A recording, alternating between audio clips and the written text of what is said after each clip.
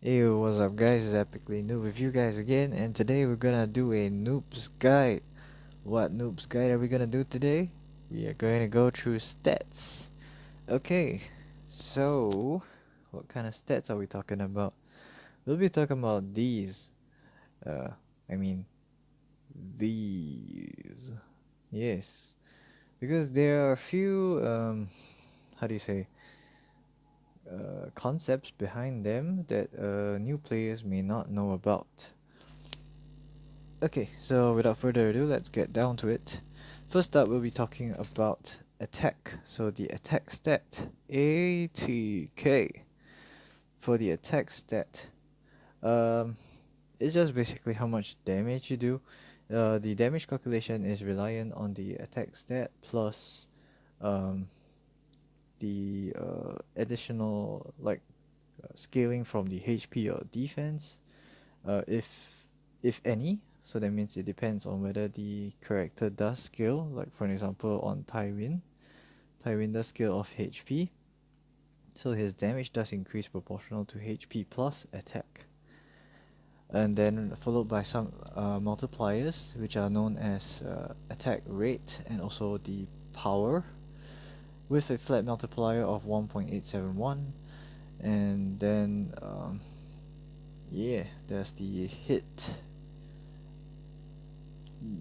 Basically, like whether you are um, whether you're gonna hit the enemy normally, whether you're gonna have a crush hit.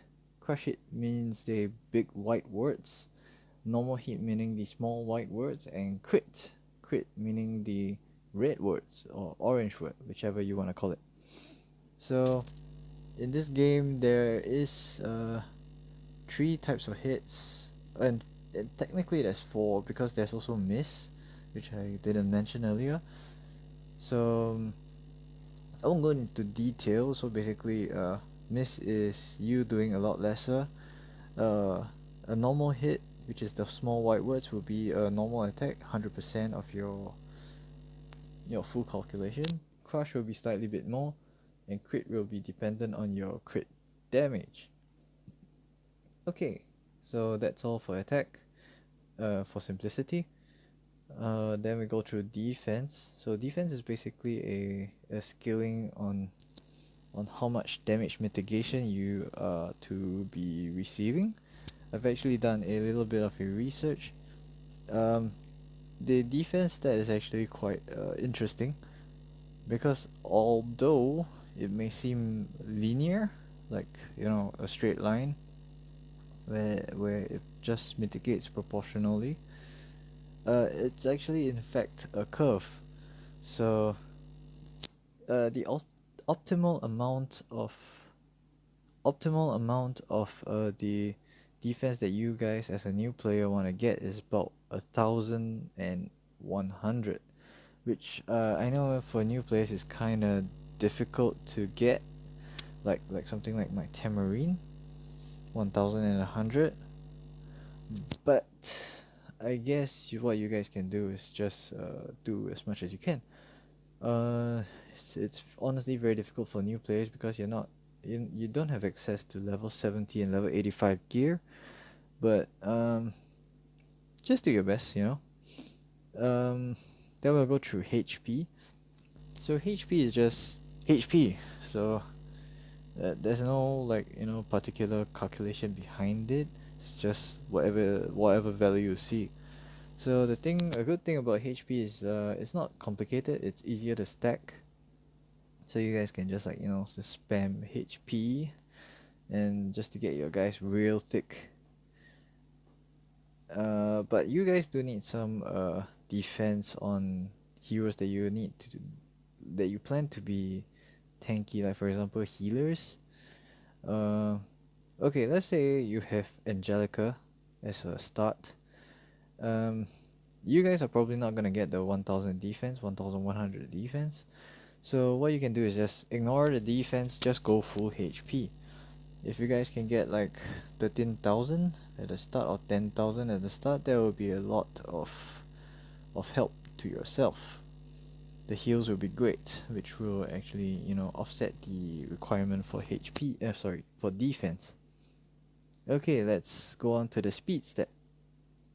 So for speed, speed is basically how fast your guys lap the enemy, and also where you will be in the combat readiness bar, which I will just show briefly over here for a moment.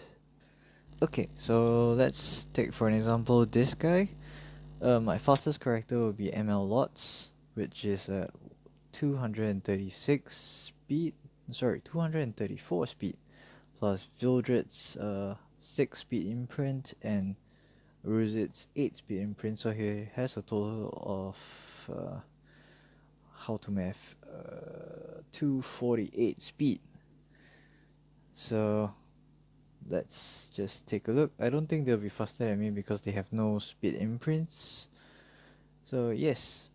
So as you guys can see, this over here, oh sorry,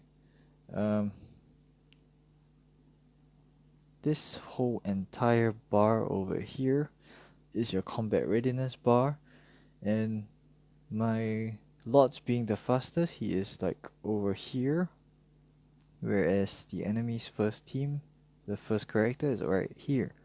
So you can see there's a vast speed difference. My Ruzit is currently at 224 with a 6 speed imprint from my Vildred, so it's 230, and and he is right here. So you guys can see how the speed works. So it does affect the turn order, and the thing about speed is that it does have a plus minus 5%. Okay, just take note of this. It's percent difference between each character. So like let's say we have one character, both characters at the same speed, or maybe one with, okay, let's just give an example. One character is 220, another character is 223, let's say. The 223 may get lapped. I mean, the 220 may be faster than the 223 just because of RNG. So a good gauge to it is that you guys want to have at least 6 speed more between each character. So like let's say optimally, let's say my Ruzit is at, okay, maybe I can't use Ruzit because Ruzit has a combat readiness boost. Let's say defense down AoE, like Tenebria has a speed of 200. My AoE attacker, which is like maybe Vildred, should be at least 6 speed behind. So that would mean 194. So yes, that's how it works. Okay, so let's just kill this guy real quick. This should, I think this should end the Araminta. It should not kill the two bosses. Okay, so anyways, about speed as well, we're gonna talk about the combat readiness. So there are certain characters that helps you to, I guess a way to put it is jump the gun, which is basically the turn order over here. So like for example, Ruzit does help you jump the gun by 20%. So like for an example, my Lots is at 39% right now, and Ruzit's S3 jumps 22% right now. So after the S3, Lots will be at 61%. So it'll be just right behind Angelica. So 75, this will become 61%. But also because my Lots is faster than Angelica, there is a chance for my Lots to outspeed the Angelica and just like do that, like lap her, and she doesn't even get a turn.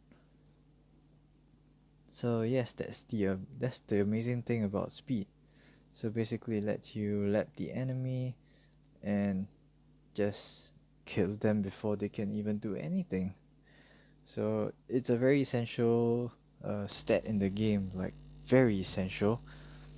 So you cannot not have speed. Okay, so next up is crit chance. Crit chance is basically the chance of you critting, and the higher your chance, the higher your crit, the higher you can, like, the chances of you to crit. Basically it. One good thing about having a good amount of crit is because critting is not subjected to normal hit or crush hit or okay miss maybe, because there are some characters that can forcefully induce a miss. So it just skips the whole normal hit and crush hit. So crit is just crit, and it relies on the crit damage, which is up next, which is just a flat multiplier to your damage. So basically, whatever damage you have multiplied by the amount of crit damage that you have. Like for example, if let's say for an example, I have 1000 damage. I multiply by 200% crit damage, that will be 2000 damage total. So basically crit damage is very essential for extremely high damage. So you want to have a good balance between attack and crit damage, and that optimality is subjective per character, but a good gauge is about 2.5k attack with as much crit damage as you can get. But all in all, per character it's a very different because of the attack multiplier that is applicable to each character. Next up is effectiveness. Effectiveness is basically um, one of the stats that is the hardest to explain, and also one that is very often um, overlooked. So what effectiveness does is basically to offset the enemy's effect resistance, which I'll go into now. I'll explain effect resistance first. Effect resistance is basically how you um, like prevent getting debuffed by an enemy. Like for an example, let's talk about Baiken. Baiken drops a bleed. If you have 100% effect resistance and the enemy has 0 effectiveness, then you have 100% to block out the bleed. But for an example, oh wait, before I get into that, every character has a flat 15% effect resistance hidden. So in other words, like let's say I have Soul Bad Guy, I have 0% effect resistance. Uh, but in actual fact, I actually have 15%, 1-5. So your first 15% effect resistance that you stack on maybe this Soul Bad Guy, it is actually kind of nullified in a sense because it doesn't matter. So your 0 to 15 will still equal to 15. So 1% is equal to 15, 3% is equal to 15. But only beyond 15% will it add on. So like let's give an example of, okay, let's take Baiken. She has 22% effect resistance. That is going to be 22. Okay, so then let's go on to effectiveness. Let's use Dizzy for an example. My Dizzy has 82% effectiveness. If the enemy has 100% effect resistance, I will take 100% minus 82, which will give me 18. So in other words, the enemy only has a 18% chance to block me, to block my debuffs from my Dizzy, which is like this tree, which is gonna hurt a lot. So yes, that's how effectiveness works. You can stack both effectiveness and effect resistance up to more than 100% because they intend, to create diversity in the way that you build characters.